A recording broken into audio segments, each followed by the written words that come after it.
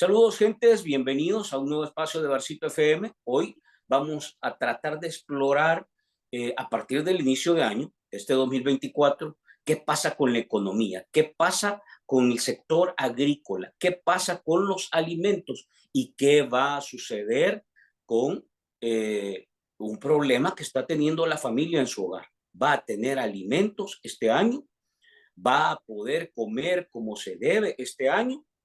O frente a qué o ante qué se va a enfrentar, cómo va a resolver esos problemas, cómo está en realidad operando el país en materia de seguridad alimentaria y qué relación esto tiene con el sector productivo. Sobre todo ahora que el gobierno nuevamente ha aparecido con, por supuesto, la medida populista de repartir bolsas de alimentos. Vamos a tratar de explorar todo esto y para abordar de manera especializada y con contundencia este tema, vamos a conversar con el presidente de campo, Luis Tremiño. Luis, gracias por estar con nosotros. Bienvenido a Barcito. Gracias, Frankie, por la invitación. Un saludo a los amigos que miran el Barcito FM. Luis, de manera muy práctica, ¿cuáles son las tres características que definirían o que nos dibujarían este año en materia de alimentos? En primer lugar, un déficit alimentario. Segundo lugar, crisis alimentaria. Y en un tercer lugar, una posible hambruna a nivel nacional. Nosotros el ciclo agrícola 2023-2024 lo iniciamos con un déficit en la siembra. Y eso se debió a muchos factores que se juntaron: alto costo de los insumos agrícolas, falta de buenas políticas de parte del gobierno actual, escasez de mano de obra, el alquiler de la tierra subió y la presencia del fenómeno del Niño. El inicio del año nosotros decíamos que íbamos a tener un déficit de 5.200.000 quintales de granos básicos para el siguiente año. O sea, dentro de eso, 3.800.760 quintales eran de maíz, 249.000 quintales de frijol, 875.000 quintales de sorgo y 187.000 quintales de arroz. Ese era el déficit que iniciamos, o sea, eso fue lo que dejamos de sembrar este año, por las razones que te dije al inicio. Esto significa, Después, esto significa para el país una situación normal, una situación extraordinaria, ya lo hemos enfrentado o de verdad estamos entrando a un escenario, a un terreno poco explorado en materia de hambruna. mira, estamos entrando en un momento de hambruna. ¿Por qué? Porque sí habíamos tenido baja producción en años anteriores, pero no a niveles de este año. Este año ha sido en la producción el, en los últimos 7 años el más bajo. Porque además de ese déficit que sembramos, menos tierra sembrada, tuvimos al inicio del ciclo agrícola el fenómeno del Niño afectando con la sequía. Hubieron sequías en diferentes puntos del país. De eso hubo una pérdida de 1.191.000 quintales de maíz y 240.000 quintales de eh, frijol. Posteriormente vino la tormenta tropical, tormenta tropical Pilar, y ahí tuvimos otras pérdidas. Tuvimos 272.000 quintales de maíz y 202.000 quintales de frijol. En total, después comenzamos a sacar la cosecha. Y los productores, al momento de sacar la cosecha, nos dimos cuenta, o se dieron cuenta también ellos, que la producción que se esperaba no teníamos los mismos resultados. ¿Por qué? Porque había bajado la productividad. Se esperaba 50 quintales por manzana y tuvimos un bajón, digamos, de 44 quintales por manzana. En total, ese bajón que tuvimos 848.000 quintales de maíz y más o menos 302.000 quintales de frijol. En total, entre la pérdida de este año por sequía, fueron por sequía y por tormenta y disminución de la cosecha, fueron en el caso de maíz 2.312.000 y en el caso de de frijol, perdón, 551.000 quintales. Y eso se suma al déficit inicial de siembra. O sea que en total vamos a tener un déficit para este año 2024 de 7.803.000 quintales de granos básicos. Esto significa más o menos el 30% del consumo nacional. ¿Cuáles son las principales causas? Si pudiéramos enumerar las tres condiciones que provocaron esta crisis que no hemos tenido en 7, 8 años aquí en el país. Mira, la principal causa es el cambio climático, pero eso no depende de nosotros, sino que depende ya de la naturaleza, pero nosotros ponemos como causa principal la falta de una política nacional agropecuaria. Si tuviéramos una política nacional agropecuaria, pudiéramos minimizar el impacto que tiene el, este, los fenómenos naturales, tanto de sequía como de lluvia.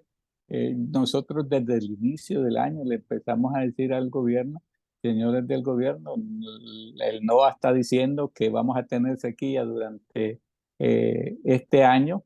Busquen cómo preparar o dar semillas de alto rendimiento y que esté adaptada a la sequía. No hicieron caso y nosotros venimos anunciando esto de la crisis económica desde el 2022, desde marzo del 2022, y ya prácticamente se lo dijimos a 3 ministros, porque esa es la otra, la tercera La causa. causa que nosotros ponemos. O sea que la tercera causa es la inestabilidad en cuanto a los funcionarios públicos que ha tenido este gobierno, principalmente en esta cartera de Estado. ¿Por qué? Porque hemos tenido o han pasado por el Ministerio de Agricultura 4 ministros de Agricultura y 5 viceministros. Entonces mucha gente dice, ¿pero qué tiene que ver esto? Lo que pasa es que como no existe una política nacional agropecuaria, la agricultura o el sector agropecuario se maneja al criterio del ministro de Agricultura en turno. Entonces él llega a inventar lo que va a hacer en su periodo cuando ya logró descifrar lo que va a hacer, o renuncia, o lo renuncian, o cualquier cosa pasa, pero ya no sigue en su función.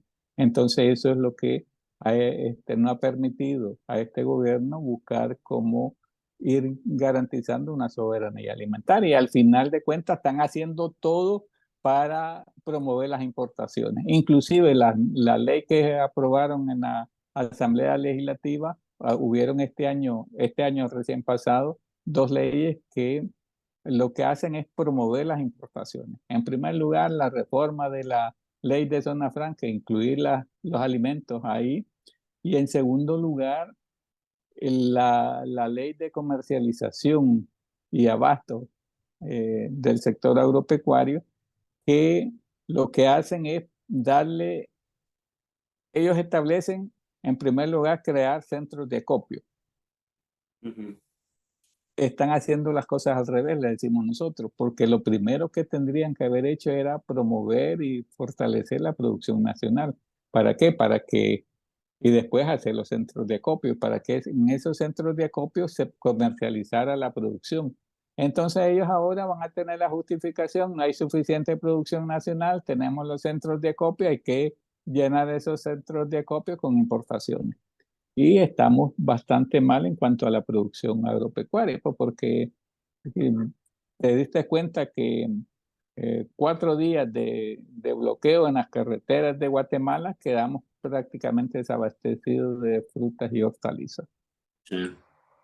Entonces, Esto, tú mencionas tres principales condiciones que provocaron esta crisis, pero te quiero poner algunos elementos que en el análisis y en el debate han venido apareciendo. ¿Dónde dejas tú la falta de presupuesto? Segundo, ¿qué tanto puede afectar esto el tema de la opacidad con el que se manejan los recursos y todo lo que se ha hablado sobre corrupción en el Ministerio de Agricultura? Y tercero, eh, en realidad es parte de esto también la falta de organización, de iniciativa y la poca beligerancia que le hemos visto al sector productivo. Estos tres elementos quiero que los comentes. fíjate que nosotros hemos colocado esos tres elementos en la política nacional agropecuaria. ¿Por qué? Porque si tenés una política nacional agropecuaria, tenés rumbo estratégico definido. Y si tenés un rumbo estratégico definido, podés determinar presupuestos, puedes determinar líneas de acciones, puedes determinar dónde estamos débiles, dónde estamos fortalecidos y así poder garantizar la soberanía alimentaria. Porque todo mundo, no es un secreto que nosotros en cuanto a verduras y hortalizas, solo producimos el 10% de lo que consumimos. Sí. Esa es la primera cuestión. Entonces, al no tener una política, la gente produce lo que se le ocurre, pues, y prácticamente la mayor producción que hay es de granos básicos. Y como de ahí no hay ningún salvadoreño que no coma frijol o que no coma tortilla, por eso es que se, se da la, la producción de granos básicos. O sea, al final de cuentas, la producción de granos básicos es una producción de subsistencia. ¿Por qué? Porque la realizan el productor con su familia. Entonces, esa es una de las cuestiones principales que nosotros hemos dicho, le hemos dicho a los diferentes gobiernos, hemos intentado hacer algunas cosas para poder este, enderezar el rumbo de nuestra agricultura. Y la otra cuestión que nosotros hemos denunciado en su momento, casos que nosotros miramos mm, sospechosos o como casos de alta corrupción. Por ejemplo, en el 2020 nosotros lo dijimos, estaba saliendo la cosecha nacional en el caso de maíz. Nosotros le ofrecimos al gobierno de la República venderle maíz, le ofrecimos al ministro de Agricultura en ese momento, Paulo Arlinker, le ofrecimos el quintal a $12 y no quiso, dijo que no y se fue a México y lo compró a 13.50 y le sumás el transporte también le salió a 14.50. $2.50, mucha gente puede decir no, no es la gran cantidad, eh, pudiera justificarse si hubiera sido maíz de mejor calidad, pero no es así. ¿Por qué? Porque es maíz que tiene 4 o 5 años de estar embodegado y el maíz de nosotros que le estábamos ofreciendo era maíz de la cosecha saliente. Entonces, esa cuestión nosotros la denunciamos y no hubo nadie que investigara. La otra cuestión que nosotros denunciamos como, no como parte de la corrupción, sino como parte de deficiencia de parte de un funcionario es la quema de los 30.000 quintales de semilla que quemaron. Ellos ya tenían 48 meses de estar en el gobierno. Sí. Ellos por quintal de maíz en el centro se paga 1.25. Eran 30.000. Si multiplicas los 30.000 por 1.25 te da $37.500. Y si multiplicas esos 37.500 por los 48 meses que tenían en el gobierno, pagaron 1 millón y algo, casi $2 millones. Entonces ese dinero, ¿por qué si ellos sabían que era semilla que no servía, por qué no la destruyeron antes? No que pagaron bodegaje. Eso por una parte. Por otra parte, el ministro de Agricultura cuando recibe con un inventario. O es un mal funcionario si no recibe así. Porque él debe saber lo que está recibiendo para después rendir cuenta, porque no es dinero de ellos, sino que es dinero de la población. Entonces, esa es la cuestión que nosotros hemos dicho en muchas ocasiones de parte que no ha habido de parte del gobierno transparencia en esa cuestión y no ha habido control tampoco de los recursos del Estado, que al final de cuentas es el dinero de la población en general. ¿Qué tan importante ha sido, y con esto cerramos esta parte, Luis, para este gobierno y para el presidente Bukele, el tema agrícola, el tema de los productores, la realidad que está enfrentando el sector productivo? Ellos no le han dado ninguna importancia, nosotros lo hemos reiterado en muchas ocasiones, o sea, no hay voluntad política de parte de ellos. Ellos el primer año de gobierno justificaban que no tenían, que tenían el candado en la Asamblea Legislativa.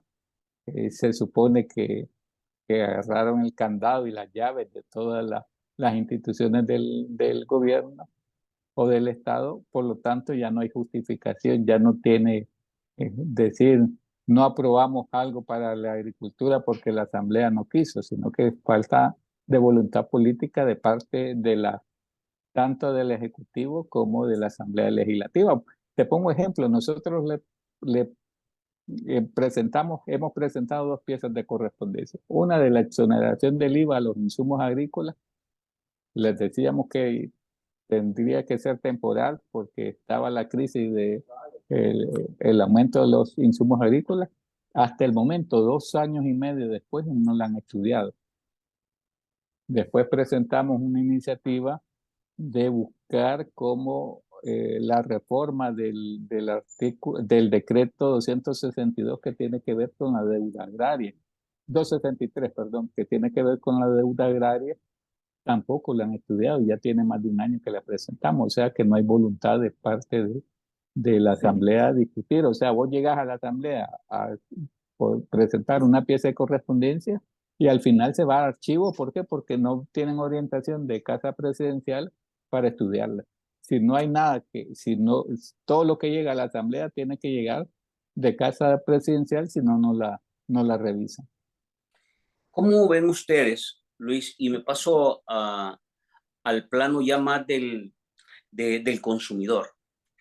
¿Cómo ven ustedes que va a impactar esta realidad en el consumidor? Francamente, y ya poniendo números reales, objetivos, duros, puros y duros, como dicen, ¿cómo va a llegar a impactar? ¿A qué nivel de profundidad va a tocar a las familias y al consumidor? Sobre todo, conociendo que somos prácticamente una comunidad, una población que consume el arroz, que consume el maíz, o sea, básicamente es la comida diaria. ¿Cómo, qué tanto va a afectar? Y fíjate que nosotros hemos dicho que por lo menos la cosecha nacional que tenemos llega hasta el mes de julio, lo máximo. A partir de ahí el consumidor va a empezar a consumir, valga la redundancia, producto de importación, solo importación.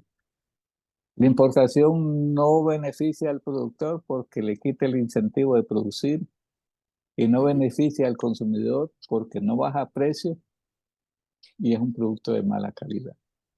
Eso por una parte. Por otra parte, nosotros hemos dicho que ahorita es normal que baje los productos, que baje el maíz, que baje los frijoles, bajó un poquito, bueno, ni tan poquito. En noviembre estaba a $32 el quintal, diciembre comenzaron a comprar los comerciantes a $15. Y si vos te vas al mercado, todavía no es el precio bajo, puede bajar un poquito más. Pero a partir de marzo y abril, cuando ya el comerciante tiene toda la cosecha acaparada, viene a comenzar a subirse los precios. Entonces los productores, los consumidores van a tener este año productos a altos costos a alto costo, van a tener que pagar más. Inclusive ya la Defensoría, el Centro de la Defensa del Consumidor dio un estudio donde el salario mínimo ya no alcanza para poder cubrir la canasta básica. Ya tenemos un déficit o ya tienen un déficit los salvadoreños que ganan el salario eh, Mínimo. básico de más de $100. Entonces la propuesta es el aumento del salario mínimo. Nosotros como sector agropecuario hemos dicho el aumento del salario mínimo es justo y necesario, pero nosotros como sector no podemos aguantar un aumento. Si no hay subsidio de parte del gobierno, nosotros no vamos a poder aguantar un incremento de salario mínimo. ¿Por qué? Porque la gente solo en el campo oye decir, ya van a ver un aumento de salario mínimo y ya no te quieren trabajar. Por ejemplo, ahorita nadie te trabaja por menos de 1.25 la hora. Al final están ganando más del salario mínimo, pero así es justo que ganen bien. Entonces ese es el otro problema que tenemos, o sea que para el siguiente año, para este año, el ciclo agrícola 2024-25, vamos a tener el problema que la posibilidad de un super niño, que si con un niño normal perdimos más de 1.400.000 quintales, ya no se diga con un super niño. Esa es la primera posibilidad. La otra es el aumento del salario mínimo. Y al final, ¿por qué el aumento del salario mínimo? Porque el gobierno no apoya al sector agropecuario.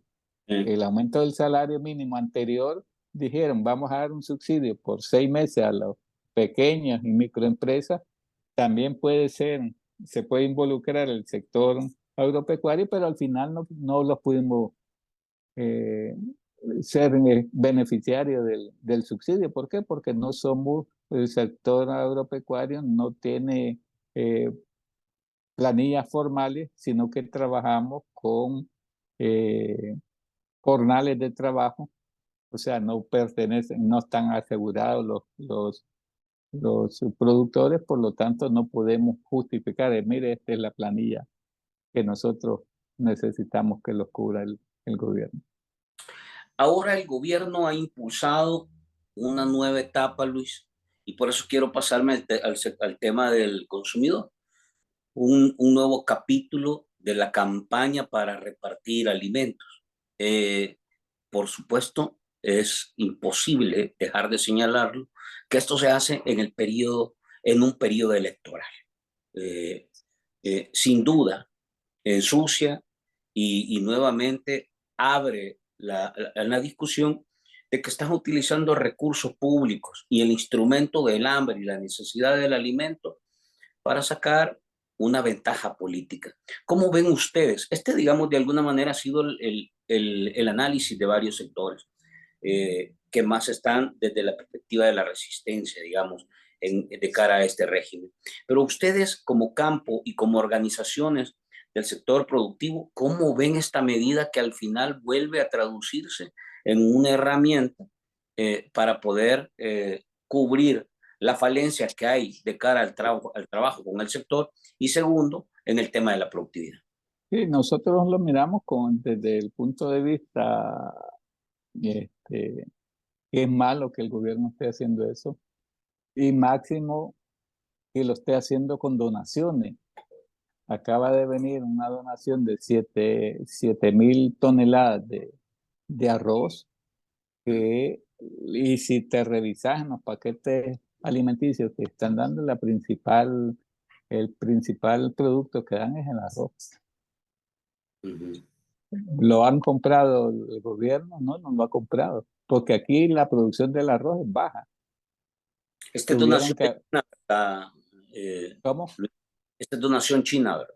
Sí, una donación china que en el mes recién pasado, diciembre, se dio a conocer, fueron 7.000 toneladas de arroz, que esas 7.000 toneladas equivalen a 140.000 quintales. O sea, multiplicas las 7.000 por 22 quintales que tiene la tonelada y te da más o menos esa cantidad. Pero además China donó 10.000 toneladas de insumos agrícolas, Uh-huh. que nosotros le dijimos al gobierno, mire, ahorita que como hay un gran déficit en la cuestión para el siguiente año, hay que sembrar en la tercera época de siembra que tenemos, que es ahorita en humedales y que se llama Pantec, pero es humedales y zonas de riego. Den esos paquetes, pero no lo den desde un punto de vista político, no escojan a su gente, sino que de una manera general. Y hasta el momento no han entregado los paquetes o el abono que ha dado China.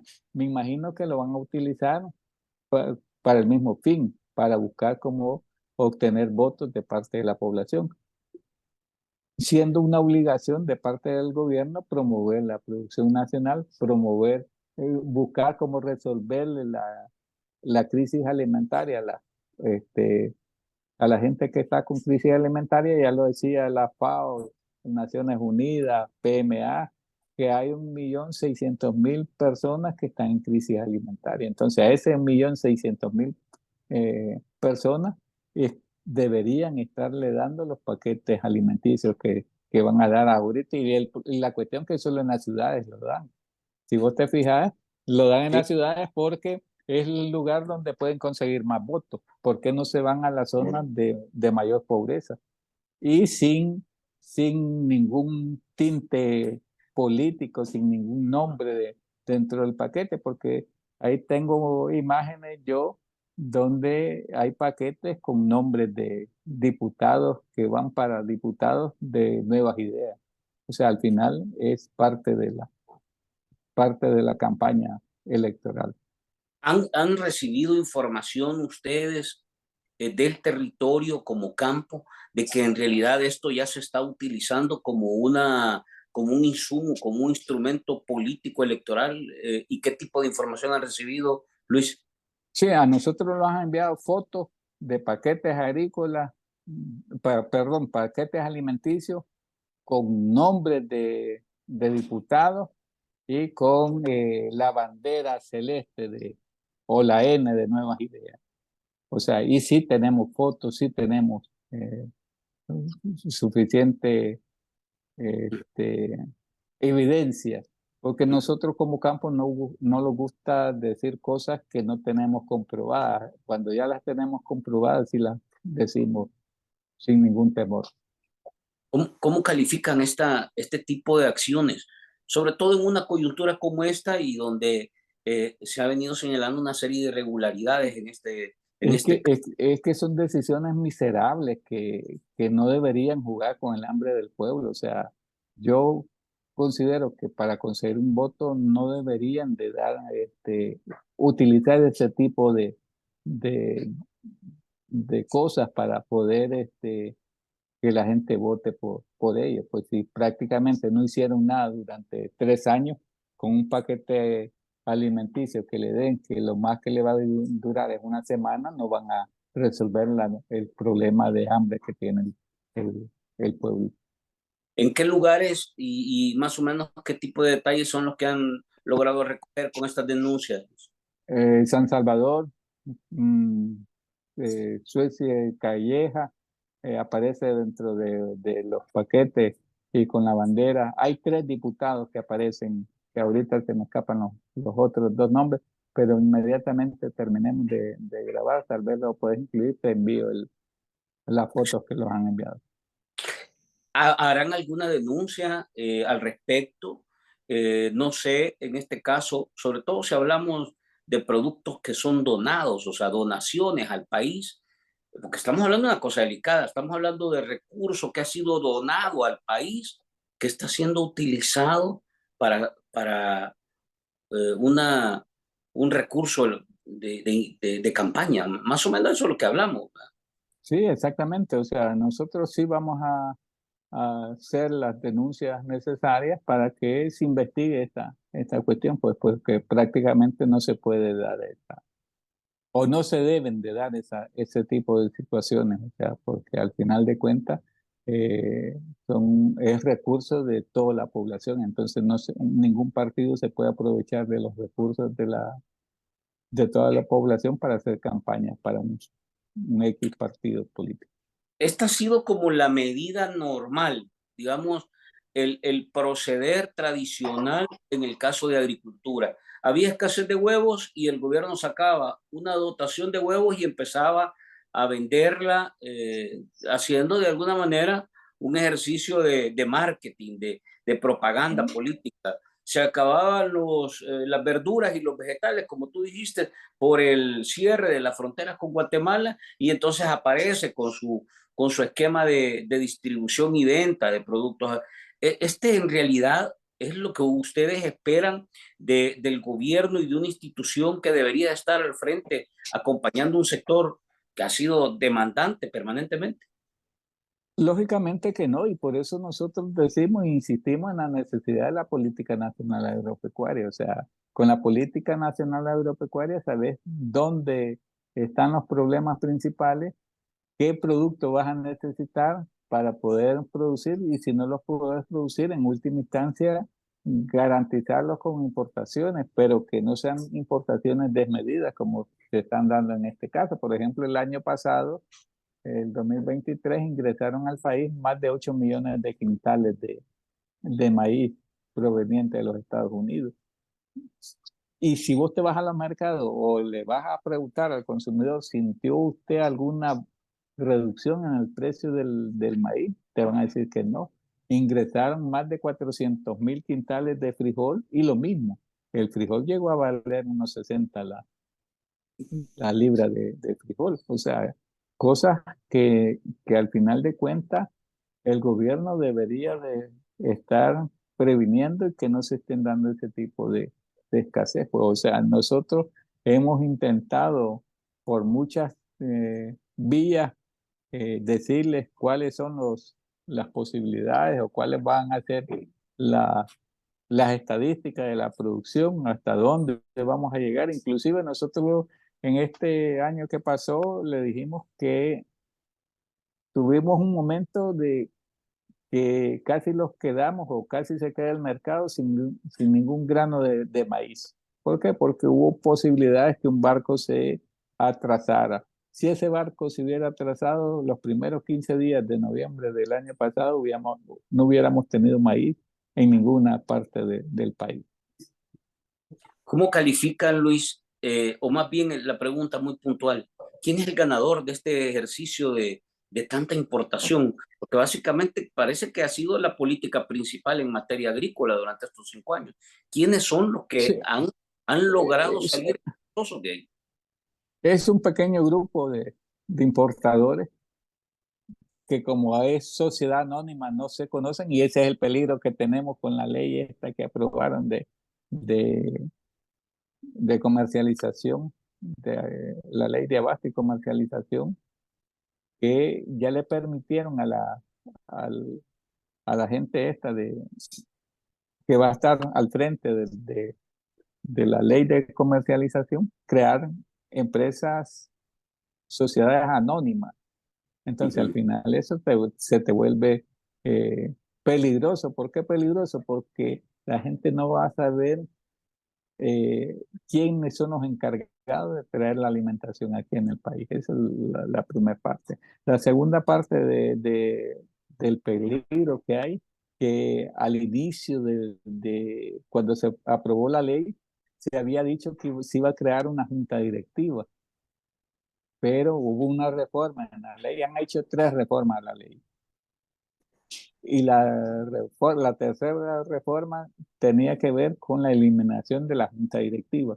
Ya no va a haber una junta directiva, o sea que solo se va a nombrar un gerente general. O sea que en manos de una persona va a estar el destino de la alimentación del país, que, pues, que consideramos nosotros que es demasiado Sí, peligroso. sí. Sí, te quiero pasar al siguiente punto para ir cerrando, Luis.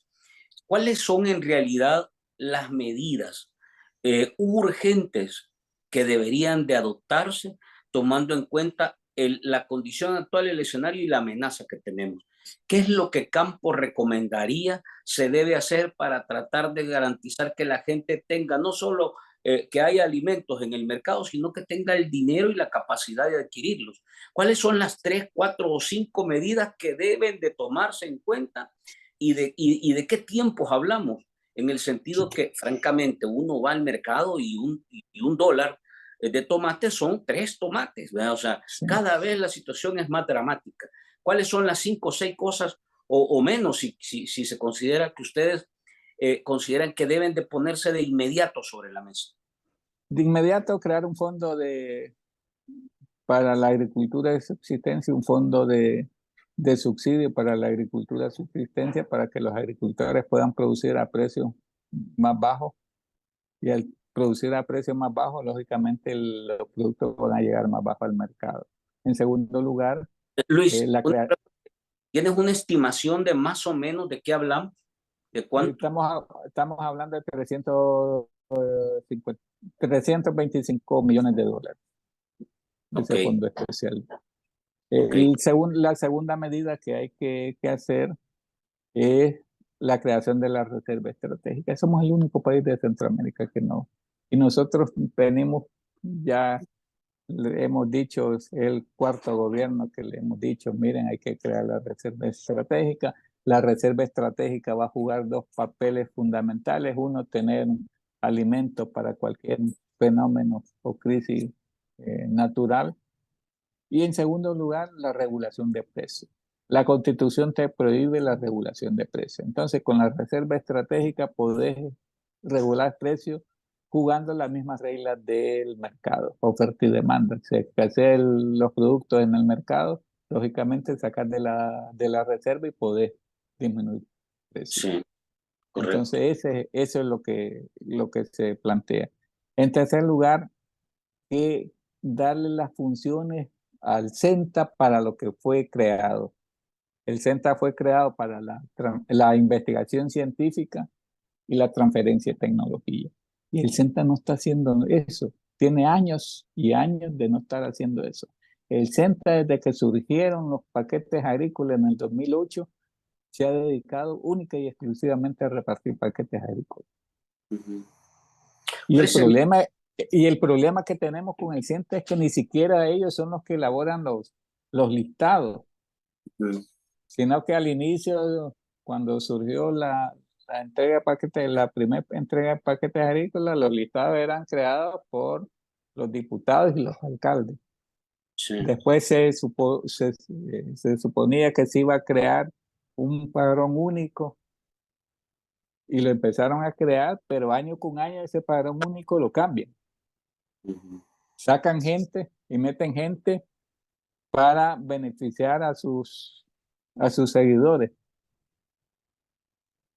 Han habido ministros que han reconocido que la entrega de paquetes agrícolas, una buena cantidad de paquetes agrícolas, son destinados para gente que no son Productores. productores. Uno dijo el 33%, el que David Martínez dijo el 25%, pero ya un 25%. Ellos dicen que han repartido 600.000 paquetes. Si pones 25.000 paquetes, o sea, 150.000 paquetes fueron destinados para gente que no era productora. Es un número bastante elevado. Y para continuar con las medidas, la otra medida es la creación de reservorios de agua lluvia en las zonas altas. Sí. Vamos a la presencia de escasez de lluvia. Entonces, ¿cuál es el problema que tenemos en los inviernos?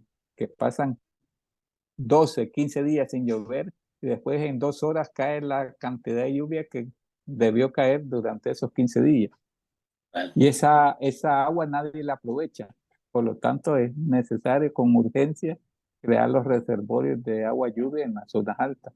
Y la cuestión que eso no necesita de una gran inversión, sino necesita de voluntad política. Volvemos a la voluntad política de parte de las autoridades del Ministerio de Agricultura.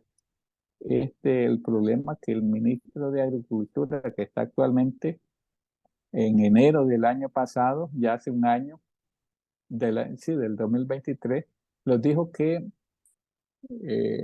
que él ya no tenía intenciones de seguirse reuniendo con las organizaciones ni con las gremiales, que él se iba a reunir con los productores individuales. Le dijimos, está bien, si lo va a hacer, bienvenido a esta tarea, pero en realidad hágalo. O sea, Ujú. que al final de cuentas, un año después, ni se reunió con las gremiales, ni se reunió con las asociaciones, ni se reúne con los productores agropecuarios. Entonces ese es el problema que tenemos. ¿Cómo esto impacta, digamos, pero quisiera que me comentaras más territorialmente, es decir, a partir de esto que hemos hablado, ¿cuál es la zona y las regiones más afectadas y qué volúmenes de población en materia productiva o agrícola son los que están siendo más dañados o más perjudicados? Mira, la producción de granos básicos es principalmente, se realiza en ladera. El Departamento de la Libertad es uno de los principales productores de granos básicos. Eh, la zona de la cordillera, el bálsamo, toda la zona de la cordillera, el bálsamo, se siembra frijol, se siembra maíz, se siembra sandía, se siembra melón en esa zona, al frente de la costa. Si vos te vas desde el puerto hasta llegar a Misata, vas a encontrar toda esa zona que es zona, si bien es cierto, las tierras están altamente degradadas, pero son zonas que la gente hace esfuerzo por producir y produce. Entonces, a esas zonas hay que apostarle, a esas zonas donde la gente se dedica a la producción. Digamos, Oriente, el problema que tenemos Oriente es que a pesar que todo el país o el 95% del territorio nacional está dentro del corredor seco, Oriente es la zona donde más afecta el corredor seco por su cercanía a la a la zona del Pacífico. Y no es casual que, por ejemplo, el 75% de las pérdidas que tuvimos durante este ciclo agrícola fuera en Oriente. En Occidente, digamos, o la zona central y paracentral, deja de llover 3, 4 días, en Oriente pasa 12 días sin llover. En, en Occidente, la zona central y paracentral, pasa un vientecito. En Oriente, zona como que fuera un huracán. O sea, así está de...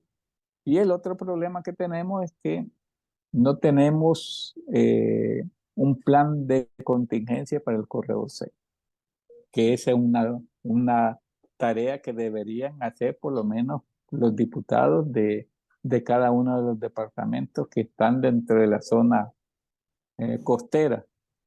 O sea, comenzar, ya que el gobierno central no hace un plan de contingencia, ya por lo menos buscar en coordinación con los alcaldes, como ir haciendo pequeños planes de contingencia para el corredor seco en la zona costera o la zona del corredor seco. Veamos en perspectiva. Básicamente, el 24 ya arrancó con todas las características que le hemos puesto sobre la mesa, pero además a esto se le agrega una coyuntura electoral con todas las, digamos, las situaciones extraordinarias que ha venido marcando. ¿Qué perspectivas ven ustedes de cara al 2024, tomando en cuenta que vamos a cruzar un proceso electoral y post-elecciones? ¿Cómo ven el rumbo del sector agrícola y cuáles son las perspectivas que se ven? Porque vemos encuestas y vemos análisis y vemos narrativas del oficialismo y del régimen. Pareciera que el país está en realidad en rumbo al éxito y pareciera que no tenemos problemas en el país. Pero ¿cuáles Sí, son la situación concreta, la objetiva y la real que ustedes ven como parte de este escenario que vamos a sí, dibujar a sí, partir de... nosotros oímos al ministro de Agricultura diciendo hemos tenido una producción eh, récord, repartimos 620.000 paquetes agrícolas y con eso vamos a garantizar la soberanía alimentaria en granos básicos. Es mentira. Tenemos un viceministro que dice, vamos a garantizar la producción de maíz o el abastecimiento del maíz con una semilla de alto rendimiento y hemos sembrado 500 manzanas de maíz. 500 manzanas significa el 0.15% de la producción nacional. todavía ni siquiera llegamos ni al 1%, 0,15% de la producción nacional significa esa 500 manzanas.